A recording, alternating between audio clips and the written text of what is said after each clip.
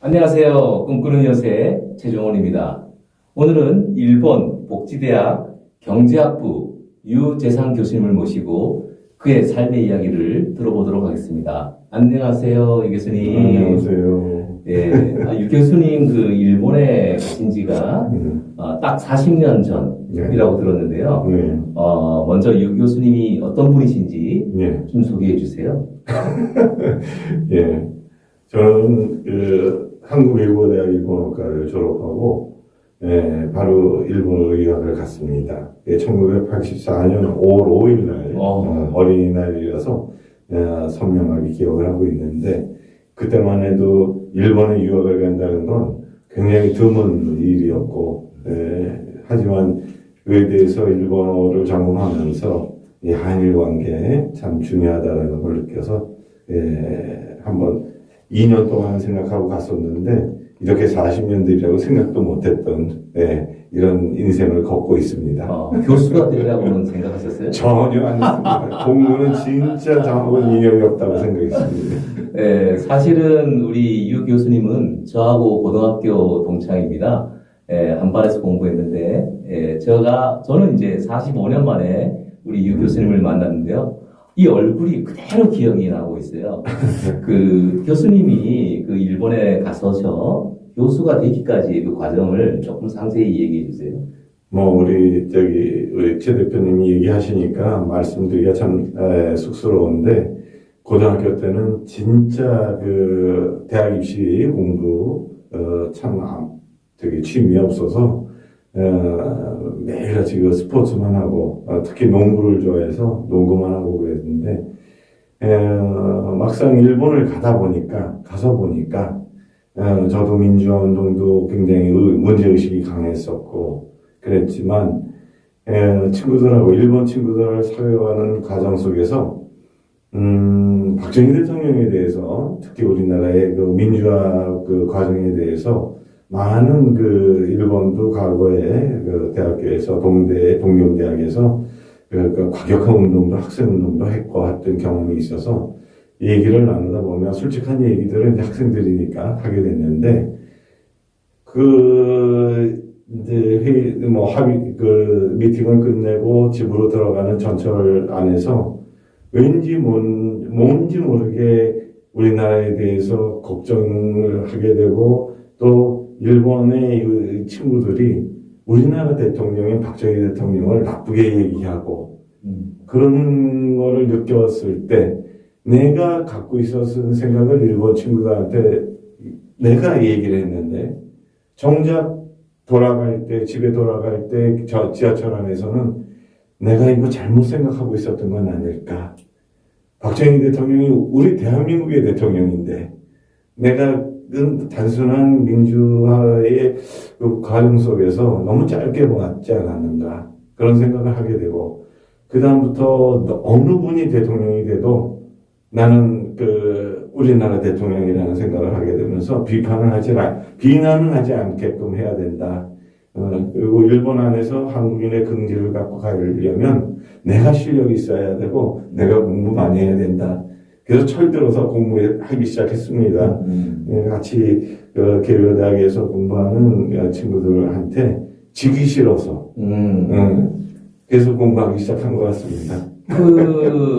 우리나라도 그렇지만 한국인이 일본에 가서 또 뒤늦게 공부를 시작해서 교수가 된다는 것은 결코 쉽지 않은 일이라고 생각되는데, 네. 그 교수가 되기까지 그래도 어떤 그 과정이 있었을 거 아니에요? 예.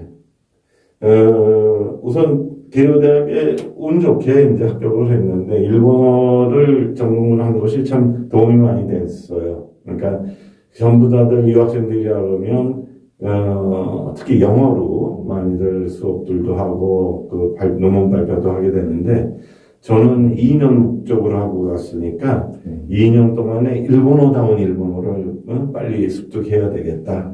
일본 사람들하고의 제가 잠시 취업을 했었는데, 대우에 있었는데, 그 대우의 섬유 쪽에서 와이셔츠를, 구로공단에서 만든 와이셔츠를 일본에다 수출하는 영업사원을 했었어요.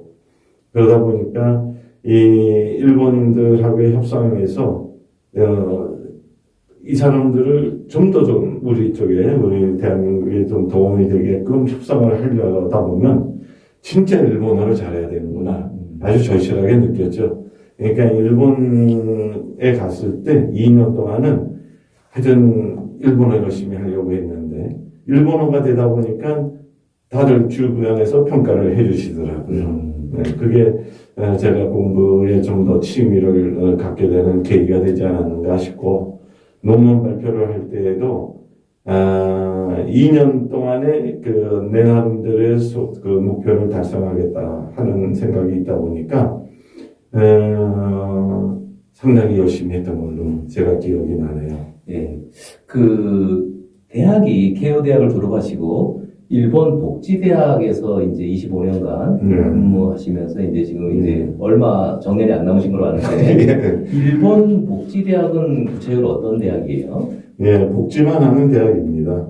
그러니까 1954년에 창립이 됐고, 여러분도 다 아시다시피 우리 조선전쟁, 6.25 전쟁 끝나고 나서 일본도 전쟁에 패망하고 나서 아주 이 사회적으로 그 가난한 생활을 하고 있는 가운데에서 이 창립자가 스님이세요. 종교법인이 이제 불교 재단에서 만든 학교다 보니까 아이치현에, 일본에 오시면 아이치현에 토요타가 있는 그 현이 되겠습니다만, 나고야에 있는 대학인데도 불구하고, 일본의 복지를 실현하겠다라고 해서 일본 복지대학을 만드셨어요. 그러니까 아이치현 복지대학이라든지, 나고야 복지대학도 있었을지 모르겠는데, 일본 복지대학이라는 그런 언제한 꿈을 실현하시려고 만드신 대학인데, 거기에 제가 참 많이 동감을 했고, 2000년에 일본은 이 개호보험을 아시아에서 처음으로 독일에서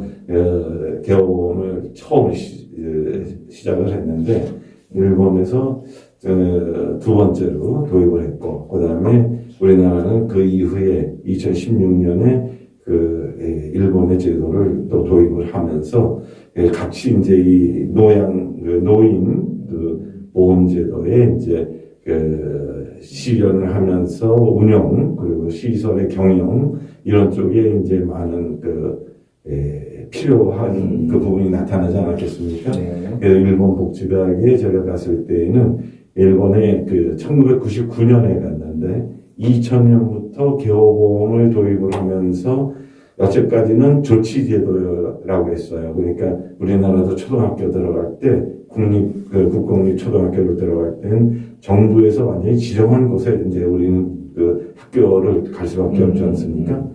노인 요양시설도 그런 제도였습니다. 그걸 조치제도라고 하는데, 2000년에 개호보험을 도입하면서 선택을 하게끔 했어요. 그리고 민간 기업들이 이 개호 사업에, 노인 돌봄 사업에 적극적으로 참여할 수 있도록 시장을 오픈을 하게 됐습니다. 그러다 보니까 이 기업 경영의 노하우를 갖고 있는 경영학자라든지 이런 분들이 많이 이제 이 의료 경영, 개보 경영, 복지 경영 이런 쪽으로 많이 필요하게 돼가지고 거기에 이제 저도 많이 아무래도 공부를 하다 보니까 경영학을 했지만 이 앞으로의 장래를 봤을 때 꼭 필요한 부분이구나라고 해서 일본 복지대학을 가게 됐고, 일본 복지대학은 아까도 말씀드렸듯이 1954년부터 계속해서 이 복지 정책에 많은 공헌을 했던 학교이고, 사립대학에서는 유일하게 4년제 대학으로서 일본에서 최초로 만들어진 학교다 보니까 졸업생들이 지금 약 7만 명이 있는데 일본의 복지 현장, 그 다음에 이 제도 설계에 많은 공헌들을 하고 있는 학교다 보니까 앞으로의 선택의 시장 개방을 하게 되는 선택을 하게 되는 이런 부분에서 경쟁이 이제 오게 되면 복지 경영이 꼭 필요하겠구나 싶어서 일본 복지대학에 가게 됐습니다. 예. 우리나라도 이제 내년부터 초고령 사회가 되는데 65세 이상의 시니어 인구가 이제 1000만 명을 넘는다 그래요. 근데 사실 일본이 정말 노인 인구가 제일 많은 나라잖아요. 그럼 우리 교수님이 보실 때 네. 일본은 지금 민영화가 돼서 이렇게 시니어 인구들을 대상으로 하는 네. 그런 복지 기업들이 되게 많이 생겨서 예. 마을 단위로 소규모 이런 그 예. 복지 시설도 되게 많은 걸로 알고 있는데 우리나라도 점점 이제 일본을 닮아가지 않을까 네. 이렇게 생각해요. 네. 교수님께서 네. 지금 한국과 일본의 복지를 봤을 때, 네. 이 정책을 봤을 때 예. 어떤 점이 가장 우리가 이제 따라가야 할 부분이라고 생각하세요? 예. 제가 2003년부터 이제 일본 이 복지대학에서 복지경영학부라는 학부를 처음 만들었습니다. 네. 그래서 제 꿈이 저는 개요에서 비즈니스 스쿨에서 공부를 하다 보니까 유펜 가서 일본 경영 쪽을 이렇게 공부하다 보니까 참 많은 그 경영학을 공부한 것으로 해서 공헌해야 될 부분이 많다라는 생각을 하게 돼서 비즈니스 스쿨을 의료, 복지 쪽에 한번 만들어 보고 싶다라는 생각이 있어서 일본 복지대학을 가게 됐는데 우리나라에서도 관심들이 많으셔가지고 일본 복지대학의 그 경영학부에 많은 분들이 오시게 되더라고요. 그래서 정부의 정책 이반자, 그 다음에 제가 연세대학하고 MOU를 맺었는데 제가 학부장 시절 때 연세대학의 원주 분교에 의료 복지 경영을 하시는 연구가가 있으셨습니다. 그래서 그 선생님들하고 교수님들하고 같이 약 15년에 걸쳐서 한일 복지 세미나라는 거를 연세대학에서 한 번 하고 우리 대학에서 한 번 하고 이런 식으로 진행을 해왔습니다. 근데 우리나라에서도 많은 그 부분을 일본의 현실과 기업이란 경영을 많이 보셨는데 굉장히 빠르세요. 빨리 도입을 하려고 하시는데 제가 보기에는 너무 겉만 보고 도입하시려는 그런 성급한 부분이 우리나라에 좀 있지 않았는가. 제도 설계의 배경부터 시작해서 좀 더 신중하게 검토를 하시고 우리나라에 맞게끔 이 비즈니스를 하시더라도 우리나라 시장의 특성에 맞게끔 하셔야 되는 부분이 반드시 있어야 되는데 제가 보기에는 너무 성급하신 부분이 있더라. 네, 알겠습니다. 그리고 영리를 너무 많이 추구했어요. 복지사업하면서 그러니까 이거는 이 부분은 사회적 공헌을 반드시 갖고 장기적으로 공헌하는 마음을 가지고 이 복지는 비즈니스를 만드시는 걸 추천을 드립니다. 네. 우리 교수님이 벤처기업의 경영 전략이라는 책을 쓰셨는데, 제가 보면 이제 우리나라에 이제 계신 여러분들이 앞으로 이제 곧 초고령 사회로 가면서 이 벤처기업을, 시니어를 대상으로 하는 이제 이 벤처기업을 설립하고자 하는 분들도 꽤 많고, 또 청년들 중에서도 이제 스타트업을 이렇게 시니어를 대상으로 하는 비즈니스를 기획하는 사람들이 많이 늘어난 것 같아요. 교수님께서는 그런 현상에 대해서 어떻게 생각하세요? 우리나라의 이 경제 발전을 봤을 때, 상당히 우리나라는 대기업 중심으로 이 편중된 발전을 하다 보니까, 이 중소기업의 활성화에 조금 뒤늦었다라는 그런 반성도 앞으로 많이 우리가 보강을 해야 될 것 같고, 무엇보다도 이 일자리 창출, 젊은 사람들이 희망을 갖고 미래지향적으로 도전을 할 수 있는 그런 기회들을 많이 부여를 해줘야 되는데 그런 부분이 많이 약했지 않은가. 그렇기 때문에 우리나라에 아까 우리 최 대표님께서 말씀하셨지만 우리나라도 고령화 사회가 급속하게 진행이 될 텐데 여기에 굉장히 많은 부분 창업을 할 수 있는 기회들이 있지 않을까. 일본을 봤을 때는 규모는 크지 않지만 아주 지역 밀착형으로 서비스 중심으로 좋은 기업들, 작은 기업들, 스몰 벤처들이 많이 창출되고 있거든요. 그러면 우리나라 우리나라 사회에서는 제가 보기에는 조금 너무 대기업, 큰 거를 너무 지향들 하시지 말고 작은 비즈니스라도 소중하게 잘 키워가시면 그게 좀 더 바람직하지 않을까. 특히 이 복지 쪽은 비즈니스를 하실 때 지역 밀착 협의라는 게 아마 키워드가 될 테니까 그렇게 크게 하지 마시고 작게 소중하게 비즈니스를 키워가겠다라는 것이 아마 도움이 되실 겁니다. 예. 그 사실 오늘은 제가 우리 유 교수님을 초대한 것이 아니고 우리 유 교수님이 45년 만에 저한테 연락을 하셨어요. 이 꿈꾸는 요새 소식을 페이스북에서 이렇게 보시고 한국에 이렇게 방문하는 김에 저를 꼭 만나고 싶다고 이렇게 연락이 와서 오늘 만났는데요. 맞습니다. 그리고 이제 오늘 우리 네. 요새에 가입하시기로 하셨습니다. 네. 이제 2년 후에 은퇴를 하시는데 네. 유 교수님은 이제 은퇴 후의 삶을 네. 어떻게 지금 생각하고 계세요?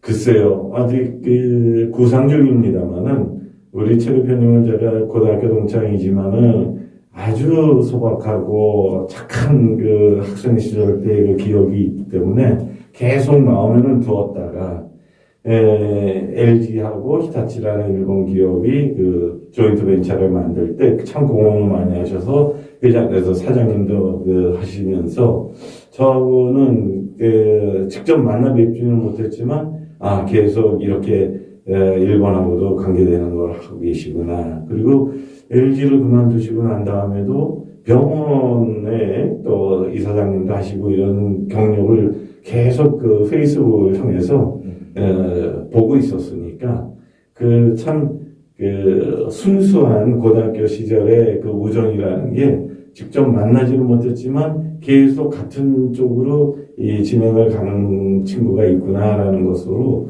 참 계속 간직하고 있었습니다. 그래서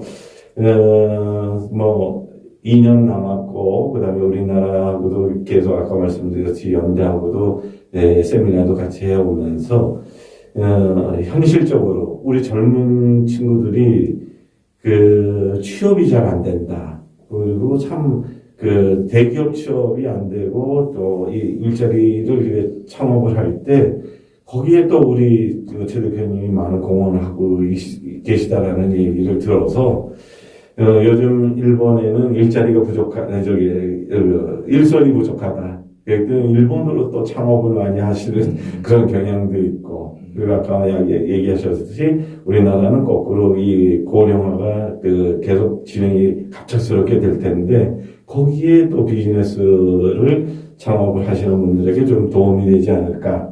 아주, 구상만 가지고, 최 대표님 만나면은 또 여러 가지가 현실적으로 많은 도움, 실제로 움직이고 계시니까 제 구상이 조금 현실적으로 되지 않을까, 뭔가 보이지 않을까. 그래서 한번 만나 뵙고 싶었습니다. 제가 오늘 이 말씀을 듣고 나니까 우리 요새 내에도 향후 어떤 일을 할까 고민하고 있는 분들이 되게 많으세요. 그래서 한번 이제 일본에 가서 한번 일본의 이 복지 사업들이 어떻게 진행되고 있는지 우리 유 교수님을 방문해서 한번 우리가 현지 견학을 하는 이런 프로그램도 만들어 보고 싶고요. 또 이제 한국 내 제가 스타트업 코칭들을 많이 하는데 이 시니어 비즈니스를 하는 분들이 많이 계세요. 그런 스타트업들한테 한번 우리 교수님이 코칭을 해준다거나 강의를 해주고 또 더 나아가서 사업적 제휴도 해주시면 좋을 것 같아요. 저는 창업을 적극 권유합니다. 교수 창업 만들기 프로그램을 지금부터 작성해 보겠습니다. 저한테는 갑자기 엄두도 못 내는 부분이고, 그래서 연구실에서만 있었으니까, 언뜻 그렇게 제안을 해주셔도 용기가 나지 않고 있고요. 중요한 거는 저를 만나면 변한다는 겁니다. 감사합니다. 자, 이제 우리 식사하러 가야죠. 오랜만에 만났는데 오늘 초대 응해주셔서 감사합니다. 자주 뵙겠습니다. 우리 요새 꿈꾸는 요새 화이팅 한번 할까요? 꿈꾸는 요새 화이팅!